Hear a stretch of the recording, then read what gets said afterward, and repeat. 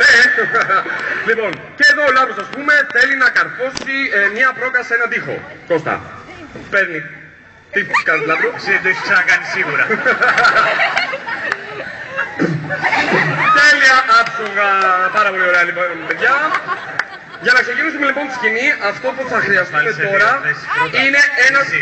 Βάλαμε σε δύο στάσεις. Ναι, ωραία. Μην ξέρουμε τι θα γίνει. Όντως, λοιπόν, κινήστε τους παιδιά πάνω σε μια τυχαία θέση, ό,τι θέλετε, μια στάση, μια πόζα, περίεργη, αλλοπρόσαλη και stop. Τέλεια. Είναι εκεί που είστε. Με αυτή τη στάση θα ξεκινήσουμε τα παιδιά. Αυτό που θέλουμε λοιπόν τώρα να μας πείτε είναι ένα εσωτερικό χώρο όπως οδοντοιατρείο ή... Βουλή, άκουσα εδώ με πάθος. Είστε λοιπόν στη Βουλή. Και να δώσουμε και μια σχέση, παιδιά, που έχουν μεταξύ τους αυτοί οι δύο άνθρωποι μέσα στη Βουλή. Είστε λοιπόν ένα ζευγάρι το οποίο επισκέπτεται τη Βουλή. Πάμε να δούμε λοιπόν κούλα τα νήματα. Αγάπη μου, είναι καταπληκτικά που με έφερες εδώ στη Βουλή. Κάτσε να σε δω λίγο. Και εγώ σε είδα, αγάπη μου, και με το χέρι στην καρδιά θα σου πω. Τι να ψηφίσουμε, ρε μωρό μου? Αγάπη μου, ψήφισε ό,τι λέει η καρδιά σου, αφού την πιάνεις σε λάθος σημείο. Με πιάνει και η καρδιά μου καλύτερα. Έχεις πολύ απαλά χέρια. Ναι. Θα ήθελα να πιάσω... Και εσύ. Και εγώ. Κάτσε να σε χαϊδέψω λίγο πιο καλά, αγάπη μου. Καλό μου. Δεν είμαι σκυλάκι, αγάπη μου. Όχι, Γιούνι μου.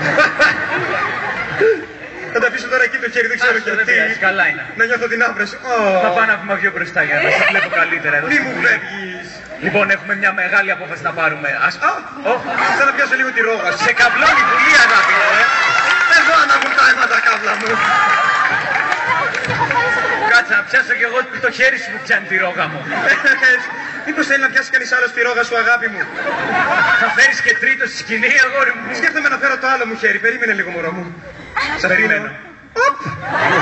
Αυτή η ρόγα όντως θέλει δύο πιασίματα. Μωρό μου, το χόντρινες, ντρέπομαι. Λοιπόν, ήρθαμε εδώ για να ψηφίσουμε, όχι για να γαμίσουμε. Οπότε ας πάρω τα χέρια μου, ας τα βγάλω από τις ρόγες. Τα βγάλω κι εγώ. Και ας πιάσω το ψηφοδέλτιο εδώ στα δεξιά μου, το έχω. Λάμπρο μου, Κάτσε, τα βάζω στο πάτωμα. εγώ πιάνω κάτω στην τσέπη μου. Λοιπόν, έχω εδώ ένα ψηφοδέλτιο, τυχαία το έχω πάρει. Δεν ξέρω καν ποιο είναι, δεν θα το δω ποτέ. Χαϊδεύω λίγο τον κόλλο μου, περίμενε. Ή που θα το βλέπω, ή που δεν θα το βλέπω καθόλου. Τι κάνει, μωρό μου, εγώ κοιτάζω τον ουρανό με τα άστρα, τι γίνεται εδώ πας? Εσύ ακόμα απαυτώνεσαι. Όχι, κοιτάζω την κυλίτσα σου. Κάτσε να γυρίσω να τη δεις καλύτερα. Τι το μου, ρε! Μαζί το φάγατε, αγάπη μου, Ναι, μαζί δεν, κάτσε να σε χαϊδέψω λίγο με το ψηφοδέλτιο. Το έχω στο άλλο χέρι, αλλά δεν πειράζει. Σ' αρέσει? Ναι, μ' αρέσει. Είναι βαριά η ψήφος.